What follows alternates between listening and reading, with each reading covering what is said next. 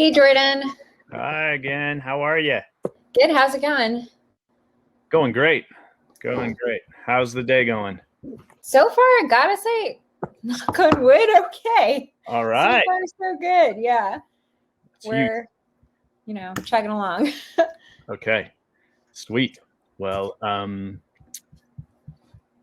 was going to try to share my screen again and see if I need to email you my presentation or if I can do it. Okay. Sounds great to me. I have my email pulled up if need be. You do? Okay. Yep. Yeah. What does that say? Share screen. Okay. Applications. Oh no, it's doing what it did before. All right. You know what? Well, before we even play around with it, I will just email you my presentation just in case.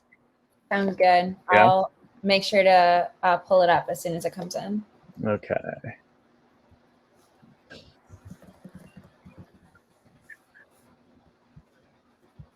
So you spoke on the stage? Yeah. Yeah, I did. It was an experience. Wow. But yeah, What my did you? mom like calling me up and fangirling, but I was like, Mom, I can't answer the phone. Like I'm on stage. So I was like, that's fine. But yeah, no, it was a nice time. It seemed like people really enjoyed at least the keynote address and everything. So we're happy with that. That's awesome. Yeah. Yeah, I poked in for just a tiny bit on that one. She seemed pretty an amazing person. Yeah, we on the side were like, so everyone can hear how dorky the planning committee is. We were like, oh my god, she's like a frat star athlete, like scientist. We're like, this is amazing. That's perfect. Yeah. We're like, gosh, if that isn't goals, we don't know what is. So we were all really excited about that. Love it. Love it. Yeah. So glad. Role models are so important. Yeah. And honestly, you're never too old to get another role model, in my opinion. Absolutely. Let's see. Oh, you know what? You might not be able to open that one. If it's in your Keynote, I can open it. I did download Keynote. Oh, really? Yeah, just so that I could open it in case we ran into this. Okay, because I can also convert it to PowerPoint if need be. I did just send it to you. Let's see. Not sure why. Yeah. So, as everyone's rolling in, we're going to get started in just a second. I'm just getting our presentation pulled up here. So do you want me to share the screen? If you've got the presentation, you can share the screen, and that just allows me to speak, which is cool. You got it. I will get that going. Let me make sure that we are okay. Really small. Let me see.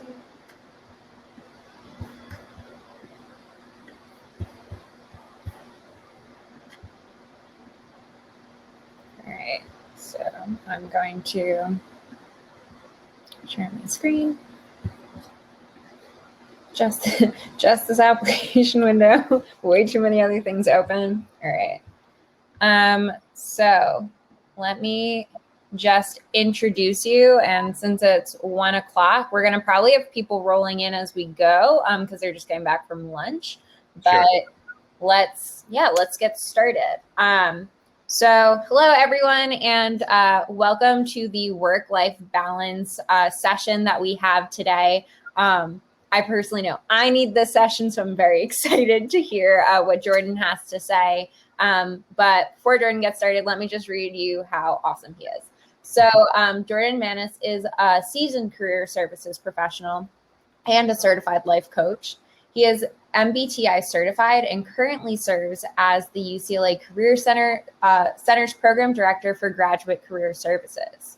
Maness possesses a diverse and dynamic working background with experience in communications, the creative arts, and business. The focal point of his work is to inspire students to live with passion and purpose.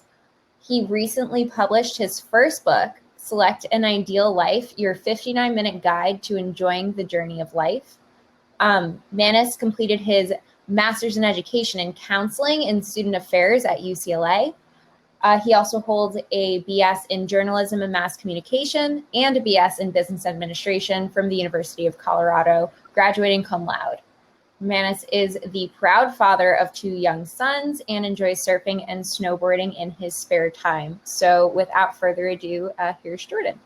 Thanks, Maggie. Oh, that was awesome. It's always awkward listening to a bio like that, but it does kind of feel good too. You got to pat yourself on the back sometimes, and that's the first thing that I would ask everyone to do right now who's tuning in, is just to reach up with your right arm, bend it, and pat yourself on the back just like that for showing up, for being a part of this incredible conference and joining this session, which I'm really glad that you are already thinking about how to have work-life balance, whether that means starting today or as you move forward in your career. It's so important. And so I entitled this talk, Work-Life Balance, Finding Fulfillment and Maintaining Well-Being Throughout Your Journey. And that's really the goal.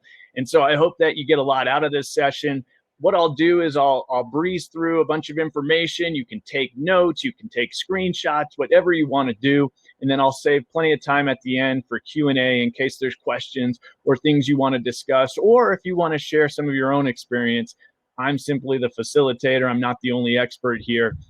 So I appreciate you helping out and participating. But again, we'll do that at the end. But I'll breeze through the information. So sit back, digest your lunch, and take some notes, as there's probably some things that will trigger your mind and you want to definitely engage with the material. So we can go to the next slide. We'll get started here. So here's the agenda. What we're going to do is we're going to define work-life balance. You hear that term a lot, but what exactly does it mean, work-life balance? And then the question number 2 is balance the goal? That's the question. Is balance even the goal? We're talking about work-life balance, but is that really what should be the target? Or maybe there's something else. And then finally, we're going to have some tips for flourishing today. I want you to walk away with at least 1 or 2 practical tips that you can apply to your own life so that you can feel some more fulfillment and meaning in your existence right now, and hopefully carry those on for the rest of your career. So that's what we're going to do. All right, we'll go to the next slide, please. All right, I want to address the elephant in the room, by the way. I like to take things on head on, and here's the elephant in the room. This is a Women in STEM conference. I am not a woman, and I'm not in STEM. So let's just get that out of the way. I did, when asked to present, I did ask the organizers of the event, are you sure you want me to come and speak? I mean, I absolutely am happy to do it, and I have a lot of research and expertise in the area, but are you sure you want me? And they were gracious enough to say, please come speak. And so here I am, but it is the elephant in the room. I did check with a number of women and did a lot of research with working women about the topic, and they gave me some great pointers that I've included in this presentation. And then the rest is based on research and personal experience. Next slide, please. So now that we got that out of the way, if you missed my bio earlier, this is a few highlights.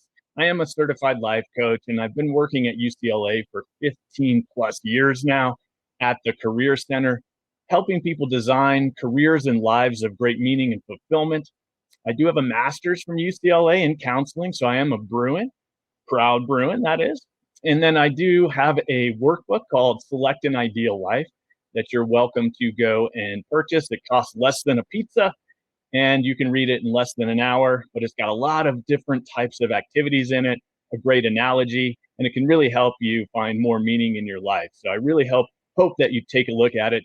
And then I have 13 plus years of marriage. So my wife and I got married on 7707, lucky sevens across the board.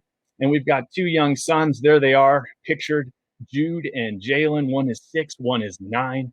And that's really the number one role in my life, is being a parent. So doing all of that and working full-time, my wife works full-time, work-life balance is definitely something that we have worked hard to achieve and we really value. Next slide. I also have a website, so if you're just wondering who is this bald guy from the Career Center who's talking away, you can learn more about me by going to captaininspiration.com and check out my website. So there's lots of different information there, including a blog. So if you like little short articles you can read in 60 seconds or less, but might change your day, might change your life, you can go to captaininspiration.com. Okay, enough about me. Let's move forward. Next slide, please. So, any talk on work life balance has got to begin with a definition. What is work life balance? And again, if you're just joining me, I'm going to be talking for a bit, and then we'll do some Q&A at the end. So hold your questions, but definitely start thinking about them. And this is one of the questions you have to ask yourself. What is work life balance? Do you like this definition? Do you agree with it? I like this definition. It says work life balance is the state of equilibrium where a person equally prioritizes, I underline that on purpose, the demands of one's career and the demands of one's personal life. So, first of all, let's think about that. Equally prioritizing. I don't even know if that's possible because usually when you're prioritizing something, isn't that like a rank order? It's hard to have a tie, but I guess if you want to, you could try to equally prioritize your personal life and your career. But as we know, that's difficult to do. And even if you're prioritizing them equally, that doesn't always mean that you're putting the same amount of time to each. I think each of you probably have experienced that. Sometimes you're off balance. And so if we go to the next slide and we look at a possible visual of this, my life is balanced. And sometimes in periods of your life, it truly is balanced. You are equally prioritizing your personal life and your career. But oftentimes that only lasts for a short period of your life, a short period of your week, or a short period of your day. You know that things can change in a heartbeat. And even though you were balanced just 10 minutes ago, everything can go haywire and you can be way off balance like that. And sometimes, if we go to the next slide, being off balance is not such a bad thing. Dan Thurman, who I saw speak at a conference a number of years ago, a tremendous speaker. He juggles, he rides like a giraffe unicycle and does all these metaphors and analogies about life as he's motivational speaking. It's quite amazing. You can check him out on YouTube. But he also has this book called Off Balance on Purpose. And if you think about it, he's right. Sometimes the goal isn't to be balanced.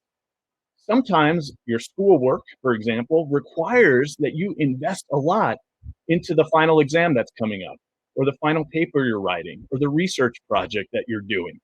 And you need to be off balance, putting more into your work. Other times, maybe your health needs more of your attention, or a family member needs your help, or you're planning a wedding. And all of a sudden, you're actually putting more energy and prioritizing a certain aspect of your life ahead of others. And that's not a bad thing. And so instead of beating yourself up for feeling like you're off balance, maybe write this phrase down. I'm off balance on purpose. And that is so empowering. So that's the first takeaway today, really, is that you can say to yourself, yeah, I'm off balance, but I'm doing it on purpose. And that's not a bad thing. Next slide, please. So what if we reframe, in design thinking, when we're designing our lives, designing our careers, a lot of reframing goes on. So balance is not the goal. We're going to change that right off the bat, despite the title of this workshop. Well-being is the goal, because you can, again, be off balance on purpose. But while you're off balance, you want to feel like you have great well-being. And well-being is a nice, all-encompassing feeling of not skipping around Westwood or wherever you are with a smile on your face every second of every day, but a deep inner sense that things are okay. And you can ride the waves of ups and downs of emotions because you have a deep sense of well-being and you work towards it daily. So we're going to have to define well-being and talk more about it. So let's go to the next slide, please. Well-being, some people call it happiness, but I like well-being or flourishing a little bit better. It's a little more scientific. Fuels success. This comes from Sean Acor's research, and he wrote a book called The Happiness Advantage. He worked at Harvard for a number of years. You can watch his TED Talk. It's quite good, Sean Acor. And he says, look, we've got it flipped. A lot of people think success fuels happiness. Once you get successful, you'll be happy. But as the research indicates, it's quite the opposite. When you have well-being, people who are in a happy mind state feel well-being, they end up actually getting promoted more frequently. They make more money. They have better relationships. They live longer, and they ultimately are more generous people, which is good for society. So by investing in your own well-being, you'll actually achieve a lot more success, not the other way around. If you sacrifice your well-being thinking, well, I'm doing that so that one day I'll be successful and then I'll be happy, you've got it backwards. And so our goal is really to help you figure out, how can I have more well-being in my life? So let's go to the next slide. So we go to the research. And if you look at positive psychology, Martin Seligman, the father of positive psychology, University of Pennsylvania, he wrote a book called Flourish. Highly recommend this book. It is really, really interesting. And he identified 5 areas that contribute to well-being. And this is really important. So you cannot just ignore one and think everything will be fine. But also, on the flip side, if you try to fill up every single one of these 5 areas, you're probably not going to have enough time to do that. So the idea is, let's understand them and let's not ignore any of these 5 areas. I recognize it's a little small, but I will read these to you. PERMA is the acronym. Positive emotion is number 1. So if you want to increase your well-being, you want to have more positive emotions in your life. What does this mean? Well, you could watch a funny movie. You could go get a massage. You can treat yourself to a bowl of ice cream.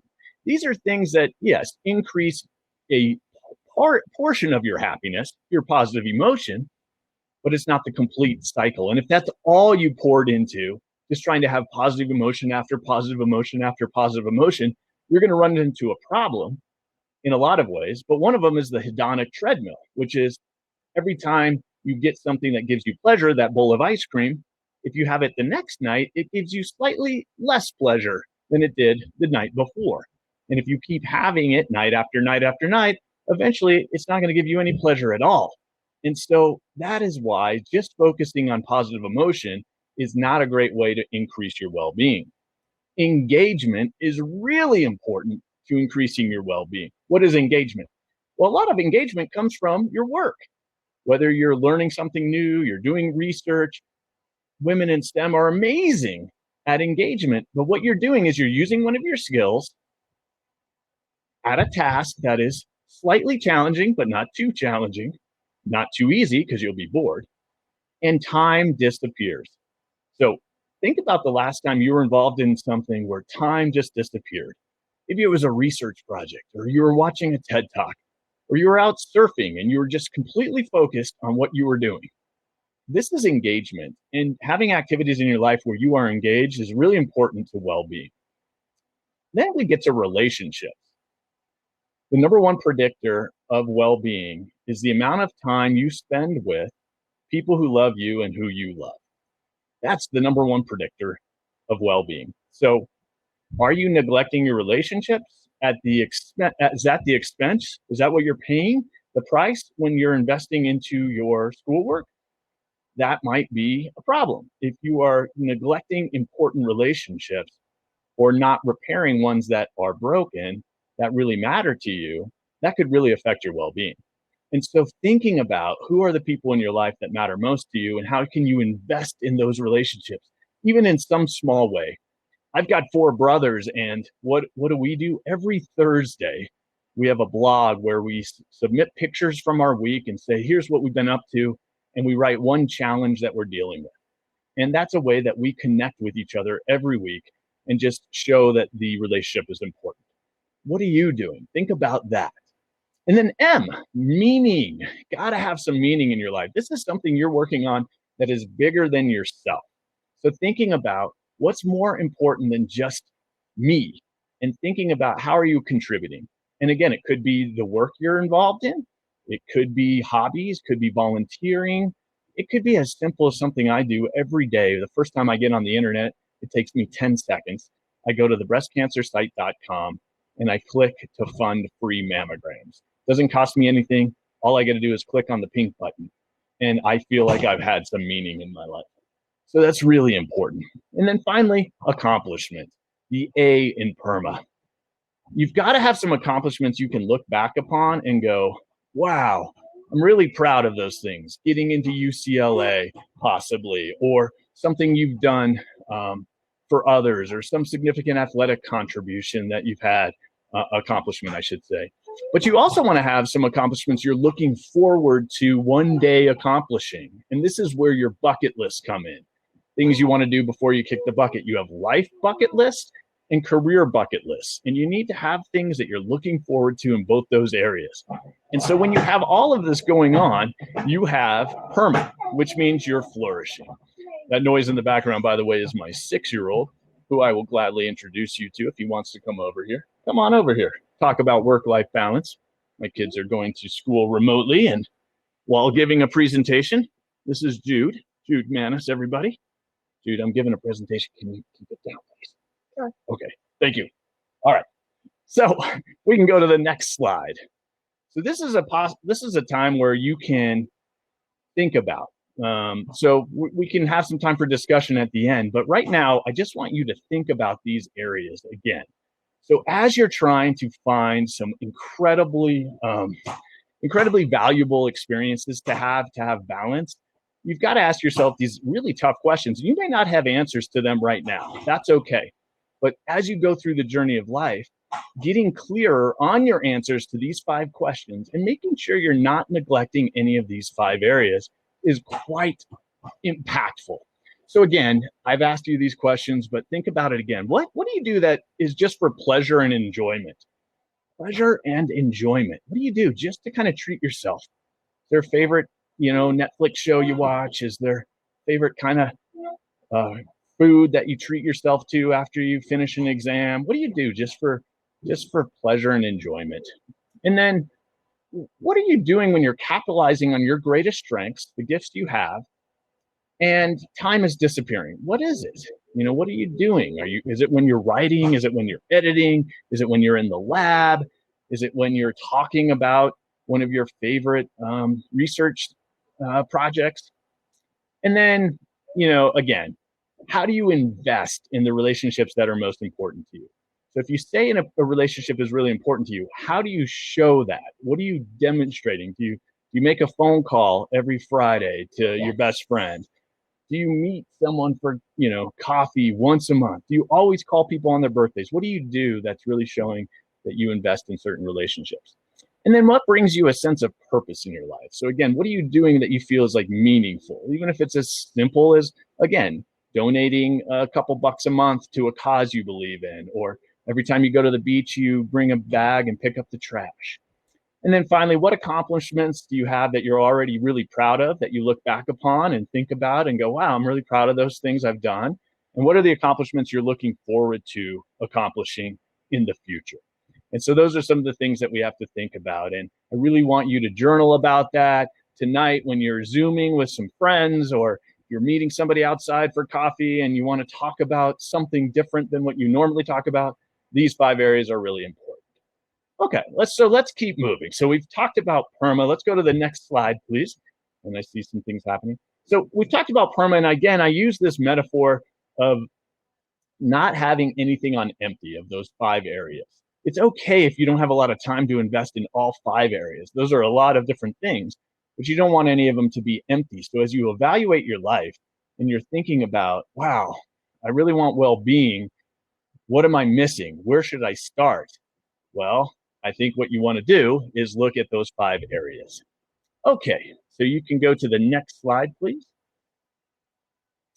So what else contributes to well-being? And this is a really important question to ask yourself. So we talked about PERMA being a very important 5 areas, but what else? So if we do the next click, we're going to learn about something called time affluence. So if we go to the next slide there, Maggie, please. Perfect, thank you. Time affluence. Time affluence is the feeling that one has sufficient time to pursue activities that are personally meaningful. Great research is done about time affluence. So a lot of people are aiming for financial affluence. Don't get me wrong, very important to have enough income that you're no longer stressed about money. And everybody's level where that, stops being an everyday stress is a little different. The research nationally shows on average, this comes out of Princeton, about 75K is the national average for how much once you get to that 75K. Anything over that is actually not increasing your level of happiness. More time starts to increase your level of happiness. So if your goal is simply financial affluence, you're going to eventually hit a point where you do not increase your level of happiness any further, even though you might be making more and more money. But if you have time affluence, more and more time to do the things that are most meaningful to you, your level of happiness will increase, your level of well-being, fulfillment, flourishing. So what we have to start to think about, and this is really important with talking about work-life balance or well-being in general, is how can we generate more time or take control of our time a little bit better? So let's go to the next slide, please. And the two questions to ask yourself, first of all, we sort of already brainstormed this, but this is important. What activities are personally meaningful to you? And how much of your day and time are you at least dedicating some portion of your day and time to meaningful activities? But then number two, how can you create more time for those activities? That's a really tough question. But fortunately, we have some help from research, and it's a female researcher at Harvard. She's actually a professor at MBA professor in the business school at Harvard. And if we go to the next slide, you'll see her book. It's called Time Smart, and it's how to reclaim your time and live a happier life. And so what she did, Ashley Willens, I think is how you say it. She wrote this book, and she said through her research that about 80% of working Americans feel time poor. Can you relate? Do you feel time poor right now? Basically, you don't have enough time to do all the activities that you want to do. You don't have enough time to do the most meaningful things in your life. You feel time poor. And again, certain aspects of certain time periods of your life, you might feel like being time poor is just the way it is. But the reality is there's strategies that can improve things starting right now. She's got 4 strategies that we'll talk about, and then I'm going to elaborate on a few others that I think are really helpful to you. So again, some big practical takeaways for today. So number 1, she says, prioritize time over money. That, again, it comes down to prioritizing. There's that word again. We talked about that. But can you prioritize time over money? Remembering that the research is showing that time affluence really leads to well-being. So having more control over your time, having more time for the things that are really meaningful to you. So are you prioritizing that, or are you prioritizing making money over everything else? Something to think about. Number 2, block off leisure time. So this is something a lot of people don't do. They say leisure time is what I do when I don't have anything else to do. Then I finally have leisure time. But you cannot wait for leisure time to occur. You actually have to block it off. So Monday, Wednesday, Friday, just you have a class, let's say from 11 to noon. Okay. Well, what about Monday, Wednesday, Friday from noon to 1?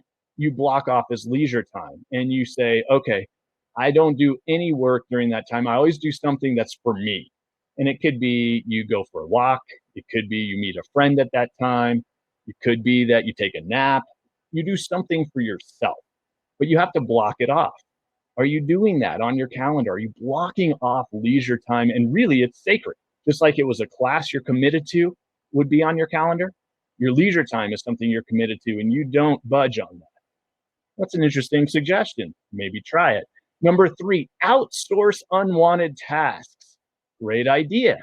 Maybe you hate grocery shopping. Well, you can outsource that, as you well know.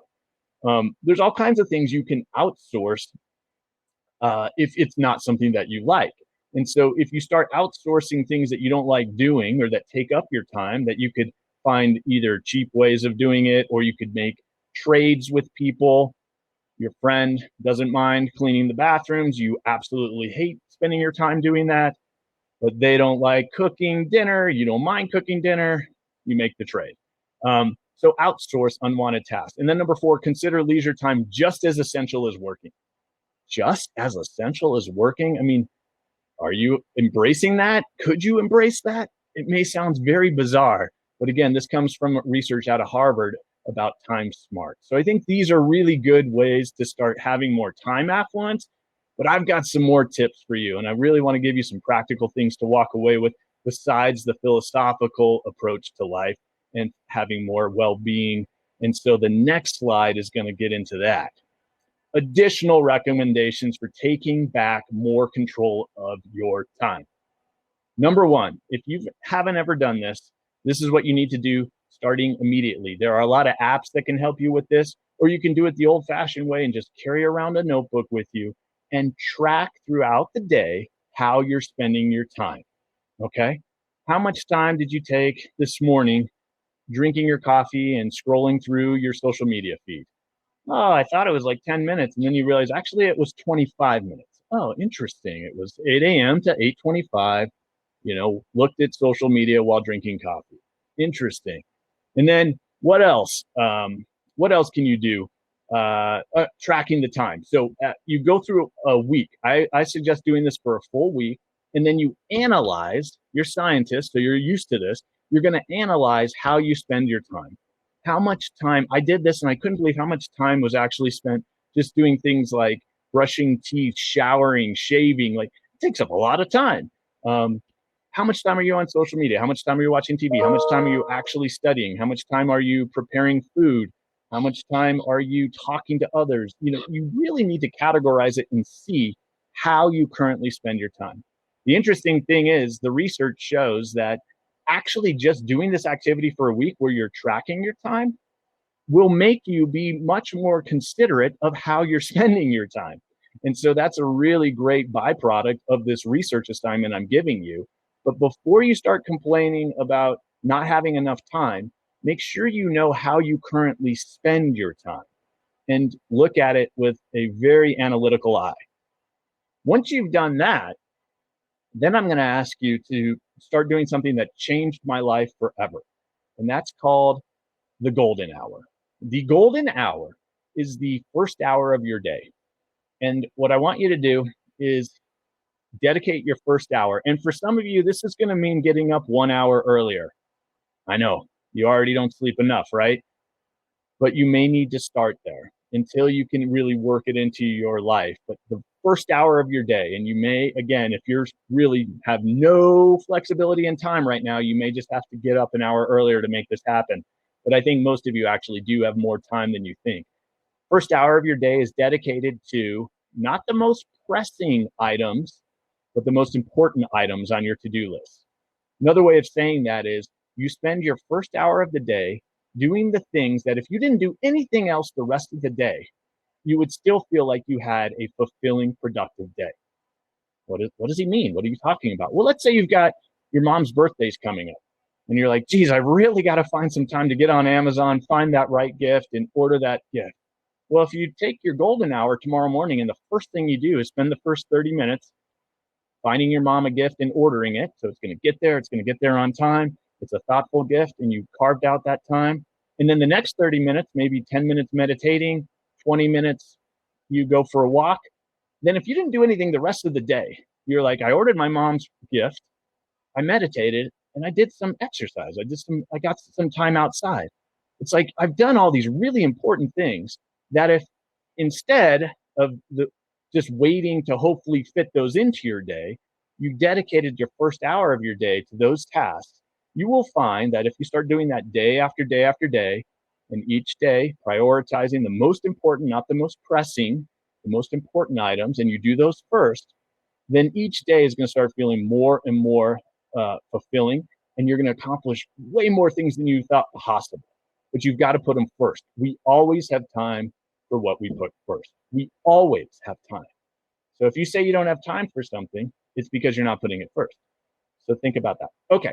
Then the multi-use time, number 3. What are you talking about? Well, this is where you combine 2 activities at once. For example, I want to play tennis. I want to get some activity in, but I also want to see my friend. Well, what if I played tennis with my friend? It's like, okay, cool. That way I'm talking, I'm getting to see my friend, but I'm also outdoors getting some activity in. Or I need to walk the dog. Well, how about I walk the dog, but I also need to read this book for class, or I want to do more reading, audiobook on the headphones, as I walk the dog. So you're getting two things done at once. You're listening to an audiobook while you're also walking the dog. Or maybe you want to watch your favorite Netflix show, but you've also got a lot of laundry to do. Well, you can fold the laundry while you're watching your favorite Netflix show. So there's all kinds of little things you can do like this where you're accomplishing two things at once that might get you more time in your day. Now, number 4, the 80-20 principle. Hopefully you've heard of this. If you haven't, it also can be life-changing. 80% of results come from 20% of effort, okay? 80-20 principle, it's a book. It was originally a study done about land ownership in Italy, and they found that, 80% of the land is owned by 20% of the people. And they started applying the 80-20 principle to all different parts of everybody's lives, and it started to make complete sense. For example, 80% of your joy comes from 20% of your relationships. 80% of your stress comes from 20% of your relationships, right? So you make this list of people who you have relationships with, and probably 20% of those people, 2 out of the 10 on your list, those are the ones that give you the most trouble. Also, 2 out of the 10 on the list probably give you the most joy. And you start to think about your clothes. You wear 20% of your clothing 80% of the time. And you can start applying this to everything. 20% of your carpet in your house gets 80% of the use. So how does this apply to you and your time? Well, again, starting to really think about who are you spending time with? What activities are you doing? Because the people you spend time with, the activities you're involved in that bring you 80% of your joy, 80% of your fulfillment are the things you want to be doing more often. And the rest of the stuff that's not contributing, you want to get rid of it as best you can. Okay, then turn off technology. You've heard it before. It is not a new concept, but have you actually implemented it? Your phone, if you have those notifications on, that's somebody else saying, hey, do this with your time. Look at me, look at me, look at me. If you put on the do not disturb and you literally walk away from your phone and you get into deep states of concentration, you will accomplish so much more. But if you're constantly checking the phone, getting distracted by Instagram, TikTok, whatever it may be, you are then allowing other people to control your time. And so you really got to turn off technology. I talked to a lot of working women, and they said the number one thing that they do is set boundaries. When they are done working, they just literally, unless it's an emergency, they literally walk away and they set those boundaries and they make it very clear that those are their boundaries. And how do you make it clear besides controlling what you can control, walking away from technology? You learn to say no. And that's number 6. And so I'm going to give you some phrases that might help you, because as someone who has struggled saying no, I mean, that's been a weakness my whole life. When people ask me in a job interview, what's your greatest weakness? A lot of times I say, well, I have a hard time saying no. If somebody needs something from me, it's like, yeah, I'd like to help out. I can dig deeper. I can do it. But I've learned how to say no, and it's been life-changing. And I want you to learn how to say no, because it could help you have more of this work-life balance, more time affluence, more meaning, fulfillment, and help you thrive. So let's go to the next slide, and we will talk about how to say no. So take some screenshots, write these down.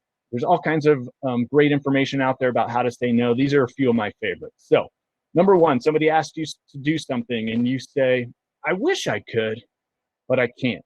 My plate is overloaded as it is.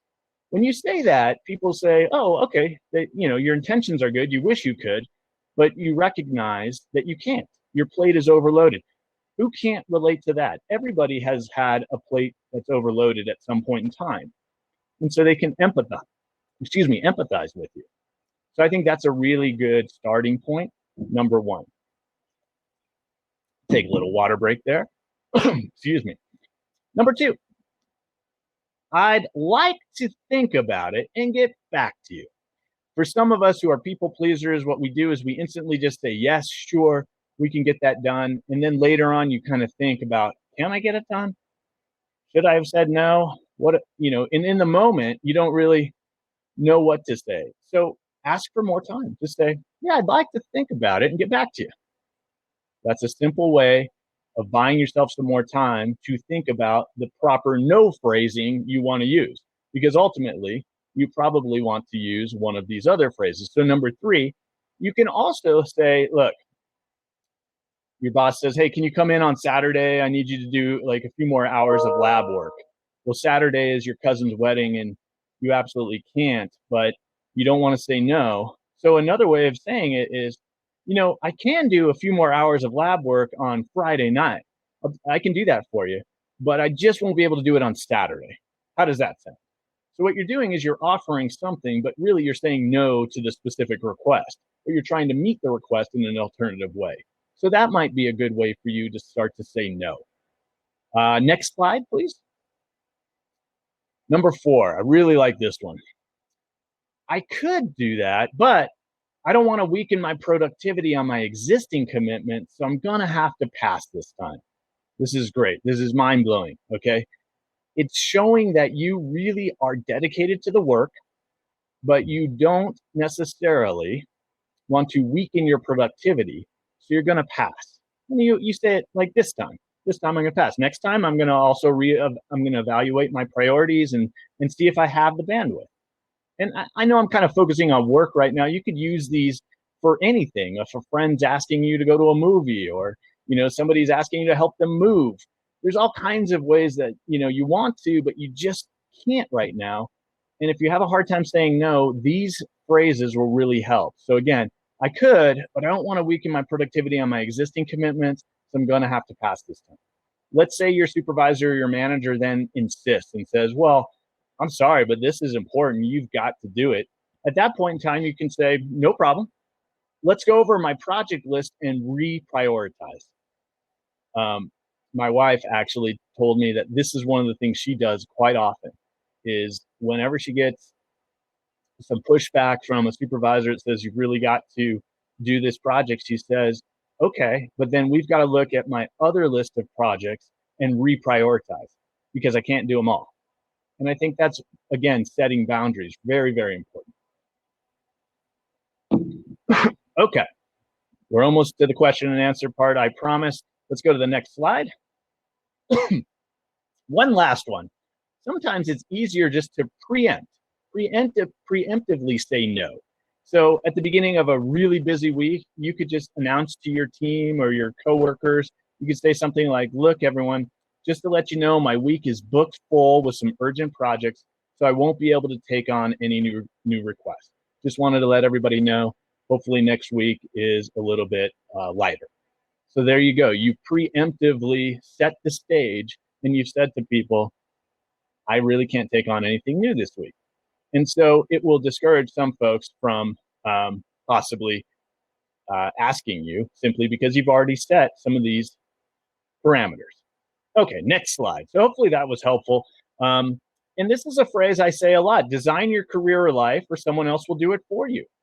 If you're not in control of your career and life, other people are constantly going to be pulling the strings. And you don't want that to happen. There's a great book called, it started out as a blog, and then it turned into a book, The Top 5 Regrets of the Dying. And it was written by a hospice nurse, palliative care nurse, she worked for 12 years with people who were on their deathbed. And she started to listen to them, and she heard over and over again their regrets. And the most common regret she heard was people saying, gosh, I wish I had the courage to live a life that was true to myself, not the life other people expected of me. And she heard that over and over again. That was the most common regret. And can you imagine? You don't want to get to the end of life and thinking to yourself, geez, I didn't live a life true to myself. I constantly was, giving my time to people and not saying no. And I didn't dedicate time to the PERMA areas that I heard about at the Women in STEM conference. And I never, did a log of my week and how I spent my time. I never really thought about those things. I just let life happen. And now I'm at the end and I feel like I didn't live true to myself. I don't want that to happen to you. And so I really hope that you take some of these tips today and apply them into your life. Let's go to the next slide. So one of my all-time favorite quotes is from Abe Lincoln. And he says, and in the end, it's not the years in your life that count, it's the life in your years. And I think that's pretty profound. And it's kind of along the lines of a great TED talk by a guy named Dustin Garris, who said that, he was in search of a meaningful life. And he talked about this Russian person that he met who was elderly, who said, in the end, it's not really how long a life you've lived. It's how memorable a life you've lived, and how many days you truly remember. And so we honestly remember more of the days that we are doing things that bring us great meaning and fulfillment. And so I hope that you take a lot of what we've talked about today and apply it to your own life, so that you start to feel even more meaning and fulfillment. And remember, that's not selfish, because ultimately, people who have great meaning and fulfillment in their lives ultimately obtain more success, produce more, and are more generous. So it's ultimately going to help others too. All right, so we go to the last slide, and it is just a thank you, and then we'll take questions. So again, if you joined late and you're wondering who I am, I'm Jordan Maness. I am a certified life coach, but I also work at the UCLA Career Center on the Graduate Career Services team. Specifically, I worked with undergraduates for a long time as well, and I'm a program director there. You can find me. There's my email address. So if you had questions, you can email me. But the best way to get a hold of me is through LinkedIn. So hopefully you're on LinkedIn, and then you can reach out and connect with me. Just put a little note that says you attended the Women in STEM presentation I gave, and I will definitely accept you, and we can stay in touch. That way we can, if you have questions or you just want to update me on your career and life progress, I would love to hear about how that's going. Also, when you connect with me on LinkedIn, you'll have access to all my connections. And if there's anybody you want me to introduce you to, I'm happy to do that to help you thrive even more with your life and career. And then I mentioned my personal website in case you want to go check it out. And if you like a lot of this type of information that I've been giving today, I did write a booklet that you're welcome to grab a copy of on my website. And it's a quick read, but a lot of interactive types of exercises. So thank you so much. I did save a little bit of time for Q&A if there happen to be questions. And Maggie, thanks so much for running the slideshow for me. Problem. Yeah, so everyone, if one, amazing. I know I personally was sitting there going like, oh shoot, I do that a lot. Or like, I feel really guilty saying no, that's like a good idea on like how to do it. But if anybody does have any questions, the floor is open. You can either use the main chat or the Q&A section. And I'll make sure to check both. Jordan, you also have access to both of them. So you're more than welcome to look through this as well. Cool. Yeah. I see Sarah's comments there. Thank you, Sarah. Appreciate that. Glad it was helpful. Yeah, a lot of it, I try to mix some philosophy with some research and then some practical tips. And everybody's journey is different. So some of this probably spoke to you. Some of it maybe did not. But again, I certainly have struggled with a lot of these things. And oftentimes they say that you teach what you most need to learn. And so, the fact that I'm a life coach and working through all these things myself makes it so enjoyable to talk about. So, any other comments or questions about something we covered or something we didn't, please feel free to put it in the chat. Well, I guess I'll start us off. Maybe that'll get the ball rolling. So as I said, I know like a lot of us feel very guilty when we have to say no. So I know that there's like a whole bunch of different ways to do it that it kind of like alleviates that guilt, because you're not really saying no, but you are saying no. What are some of the things that like you recommend, I guess, like getting over that guilt, or if you have anything to recommend for that? Yeah, guilt is a nasty habit, really, is what that is. Unfortunately, a lot of us suffer from that. So a couple things. One is just to value yourself and to recognize that, you have every right to say no or to invest in some of these other areas of your life.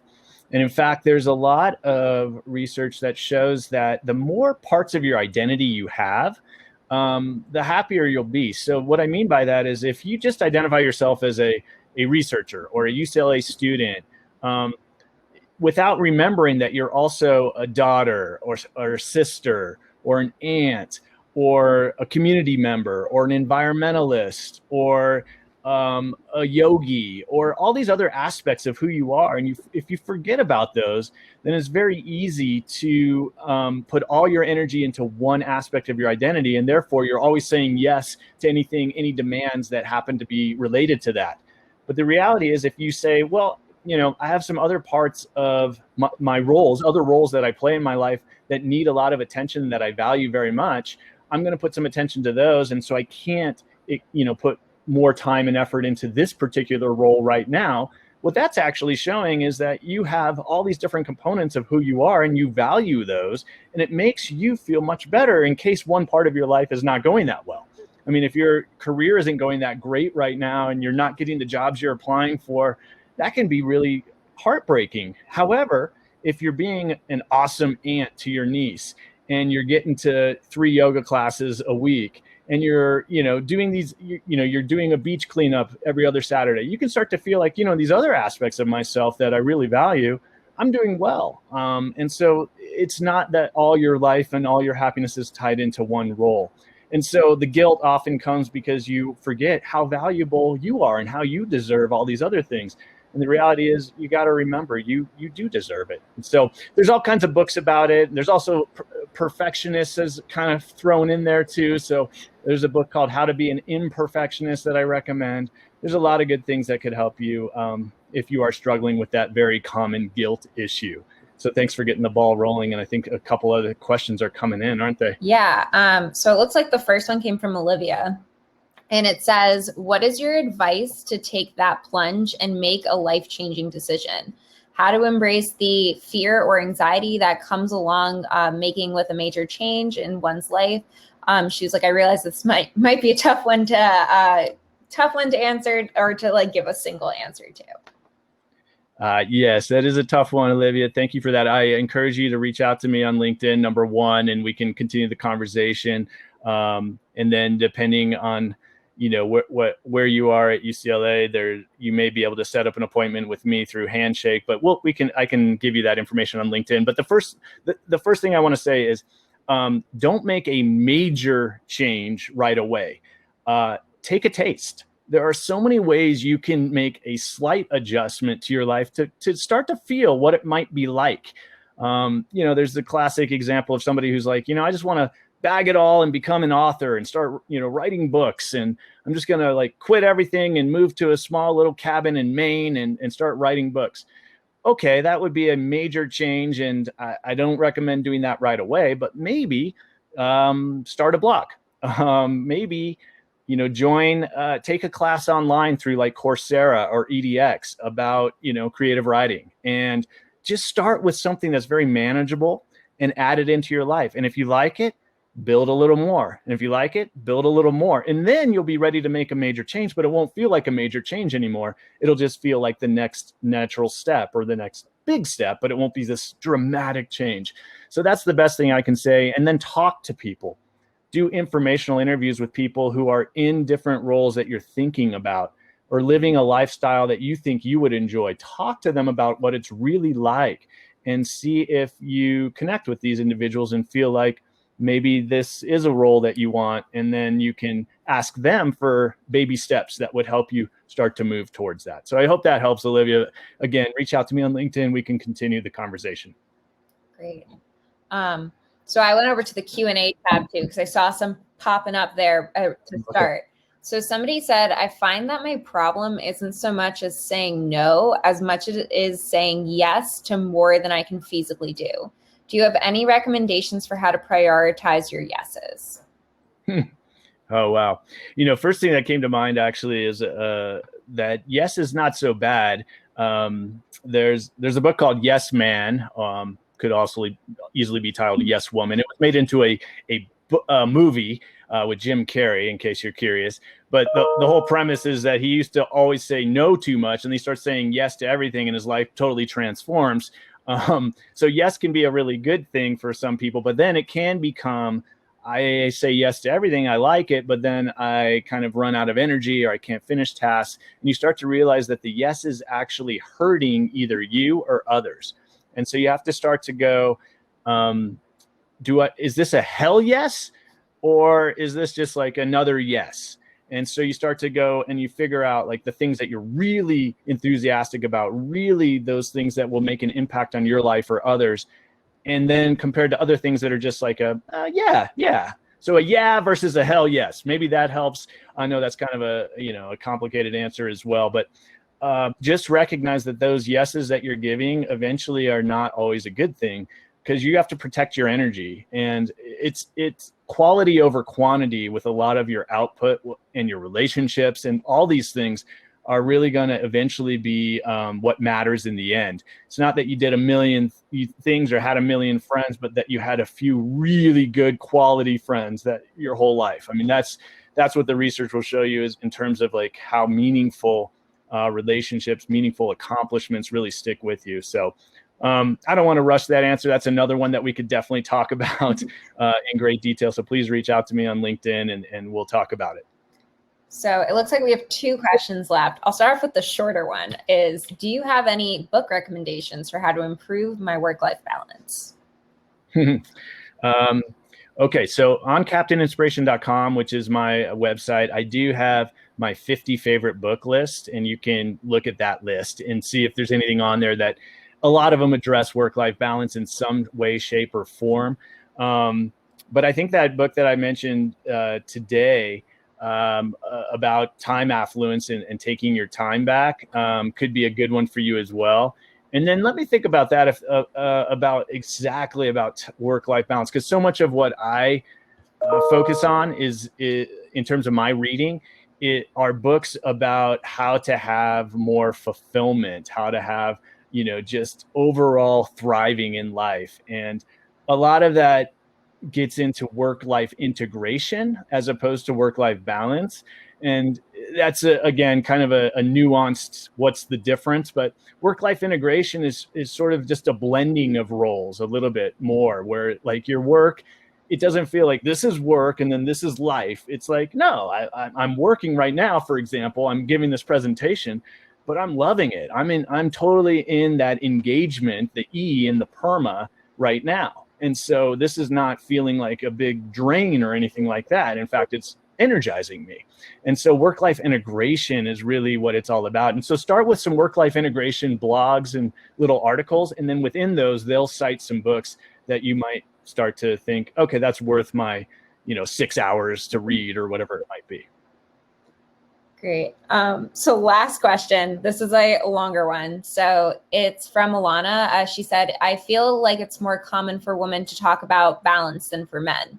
How do we avoid feeling like we're asking for special treatment, especially when we might be the only woman in the room and don't want to look bad in front of everyone else? Thank you for bringing that up. That is an incredible question. So important and so frustrating for you, but also for me. I mean, like I talk to my wife all the time. She's in a very important role, director of human resources for a company, and she's often the only woman on the executive team. And I see this, and again, we have 2 children, and I see it, and it's not fair. So I asked her for her advice, and she said the following: you have to set up boundaries and stick to them. So you may be the only one that's doing that. And that's unfortunate, especially if you're the only woman in the room and don't want to look bad, right? 2 things. If you're looking bad, that's unfortunate because of the people who think that's looking bad. I can tell you as a man, if I saw someone, and when I do see women standing up for their boundaries, I think that's good. I think that's actually somebody who has a lot of self-respect, who has other components of their life. Now, as a supervisor, I want to make sure the work's getting done. But as long as the work's getting done, it's high quality, you're a good communicator. If you're taking care of other aspects of your life and setting boundaries, I'm going to respect that. And so hopefully eventually you find, the supervisors, or you become the supervisor and you set that standard. But it does take consistently doing it, and you won't always have success. And sometimes there'll be friction, and it'll take a lot of communication too. That it's not that you don't care about the work, you can't produce high quality work, because those things have to be done to get the respect. It's just that you value a lot of other things in life. And here's the big key. Those other things in your life that you are valuing make you a better employee. When you, again, are taking care of yourself, you'll have more energy for the work. When you're taking care of your family relationships that matter to you, an example to younger people in your life who are looking up to you. That'll ultimately fuel you, and you'll be more productive for the company, for the organization. And there's a lot of research that backs it up. So being a scientist, you might want to bring some of that research to the table and have these conversations so that it eventually, and let's hope that enough of us are doing this, it doesn't look bad anymore. It starts to be something that people admire in an employee. Hope that helps, but I know that it's a very complicated situation, and I'm happy to be an ally as best I can. Well, I was going to say, it appears it did help looking in the chat. So it looks like that's all of the questions that we had. And looking at our time, we are like right on time for the end as well. So if nobody has any last minute questions, I just want to thank you again for coming. Yeah, I know that we really appreciated you asking if you were the right person for this, but honestly, a lot of us knew about your work and we thought you were. And I personally got a lot out of this presentation. I hope everybody else, it looks like, did as well, just based on some of the comments that were here. So we really appreciate you coming and taking the time today to talk to everybody. It's my pleasure, and keep up the great work, everyone. Great job with the organization of this incredible conference. And again, thank you, everyone, for taking the time out of your day to be here with me. And we'll see you down the road. Stay connected. Thank you so much. So for everybody else that's here, the next session that we have is accessible science communication and grad school success, and that is still in the sessions tab. If that's not something that you want to see, I highly encourage you checking out one of our community rooms, meet some new people, talk around. It'll be great. And then after that, we do have our tea time. So you will have also a chance there to go around the community rooms as well. So yes, thank you for coming. And I guess me and you will talk soon, Jordan, I'm sure. Yeah. Yeah. Sounds good. Bye. Thanks so much again. Bye-bye.